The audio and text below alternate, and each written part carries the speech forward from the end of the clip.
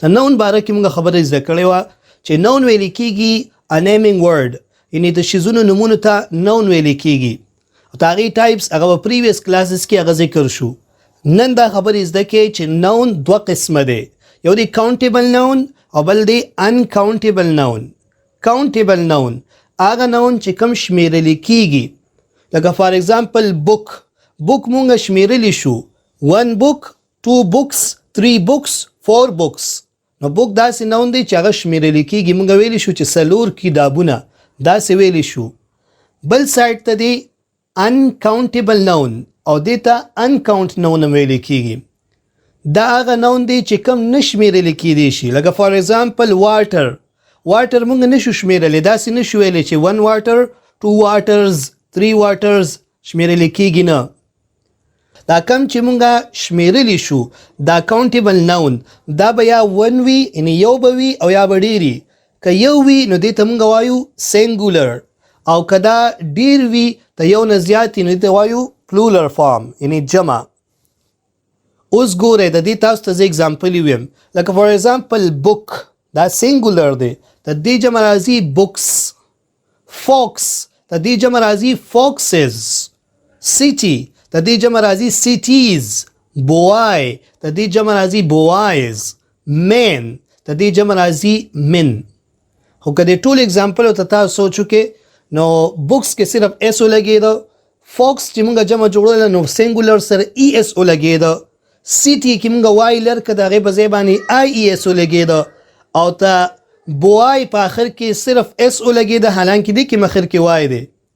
او د مین پکارو چې مینز راغلی وي خو د هغې نه مین جوړ شو نو دا څنګه سینګولر چې پلورل جوړیږي نو کله اس لګي کله ای اس لګي کله څه لګي کله څه دا ولې د دې خپل خاص رولز دي نو راځئ چې هغه رولز او هغه میترز درته وښیم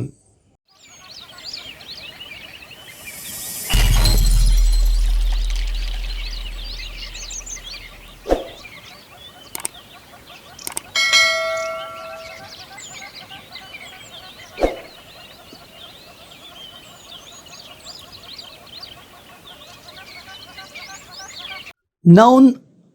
دوه قسمه دی یو ته ویل کېږي ریګولر نون او بل ته وایي ایرریګولر نون ریګولر نون به هغه وي چې کوم د رولز او د ریګولیشن هغه فالو کوي یعنې هغه نون چې هغه مونږ د سینګولر نه پلورل جوړو یو خاص میتھډ باندې تی جوړ شي دې ته به مونږ ریګولر نون وایو او ایرریګولر نون به هغه وي چې د هغې د سینګولر نه پلورل جوړېدو دپاره څه خاص رولز او ریګولیشنز نه وي څه خاص میتھډ هغه نه فالو کوي نو کوم چې ریګولر نون دی د دې دپاره زه تاسو ته دې ځای کې 5 میترز ذکر کوم چې د سینګولر نه پلورل په کمې طریقې سره جوړو لومړنی میتھډ هغه دا دی چې کله مونږ د سینګولر نه پلورل جوړو نو د سینګولر سره په آخر کې صرف اس ولګو نو مونږ سره به د دې نه جمع جوړه شي لکه فار ایگزامپل عام مټ ته ویل کېږي اوس دوه مټونه یا ډېر مټونه یادوي نو ته به آرمز اس په ورسره ولګي یا بل اگزامپل لکه بیټ چمکار درته ویل کېږي نو دې سره چې مونږ صرف اس ولګو دې نه به جمع جوړ شي لکه بیټس داسې نور اگزامپلز تاسو ته مونږ دلته درکړي دي لکه کیپ چې دی دا سینګولر دی زه ترې جوړوم جمع نو اس په ورسره ولګوم څه به ویم کیپس فرینډ چې دی دې سره مونږ صرف اس ولګو فرینډز بل اگزامپل دی ټیکټ سره مونږ صرف اس ولګو ټیکټس دا به شي جمع نو ګوره دې سره صرف اس مونږ لګو د دې نه جمع جوړیږي بل اگزامپل دی بیمبو باڼس چې ورته ویل کېږي د دې په آخر کې ډبل او راغلی دی دې پوینټ ته لږ ګورئ په آخر کې څه راغلی دی ډبل او نو دې ته وجې مونږ دې سره صرف اس لګو وایو بیمبوز بل ورډ دی کوکو ویل کېږي لیونی غونتی انسان پاگل غونتی انسان انسان میډ چې داسې پاگل غونتی هغې ته وایي کوکو نو دا کوکو چې دی د په آخر کې ډبل او راغلی دی نو دې سره هم مونږ صرف اس لګو نو دا زمونږ فرست میتھډ شو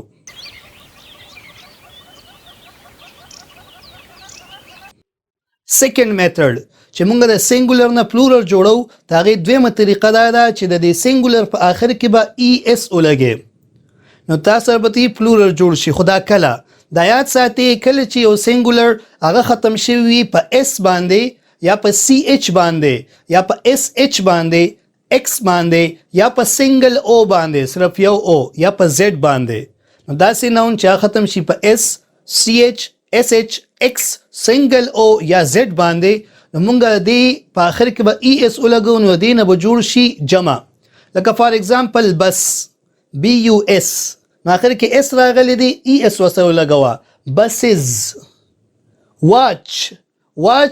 غړې ته ویل کېږي نو اوس راځه دې په آخر کې CH راغلی دی نو ES وسره ولګوه واچز وایا بنچ CH آخر کې راغلی دی نو دې سره مونږ ولګو ES نو دې نه به جوړ شي بنچز دا پلورل شو ډش نو دې نه مونږ جمع جوړو نو ES به لګو ولې ځکه په آخر کې SH راغلی دی نو ډشز به وایو وش دې په آخر کې SH راغلی دی نو مونږ به وشز وایو ES به سره زیاتي ولګي ډبل SH راغلی تاغې سره هم ګور ES لګي لکه مثال په تور باندې کلاس نو کلاسز به وایو فوکس لومبړه د دې په آخر کې X راغلی دی نو مونږ به دې سره ولګو ES فوکسز به وایو باکس په آخر کې X راغلی دی نو ES به لګو باکسز ټیکسز ځکه آخر کې څه راغلی دی X راغلی دی هیرو په آخر کې سنگل O راغلی دی نو مونږ به دې سره ولګو ES نو وایو هیروز ES به سره لګو پوټیټو آخر کې سنگل O راغلی دی نو دې کې به ولګو ES نو وایو به پوټیټوز داسې ټومیټوز هم شو مینګو ورډ ته وګورئ په آخر کې پکې O راغلی دی نو مونږ به سره څه لګو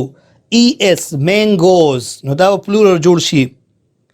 که تاسو دې اگزامپلز ته وګورئ د دې په آخر کې سنگل O راغلی نو مونږ د دې نه چې پلورل جوړو نو ES هم ولګو خو مخکې ما تاسو ته یو دوه اگزامپل وي لکه بیمبو او کوکو په هغې اخر کې O راغلی دی خو هغه سنگل نه دی هغه ډبل O دی نو دې ته وجې هلته چې کله جمع جوړو نو صرف S ورسره لګو او دې اگزامپلز کې ورسره مونږ څه ولګو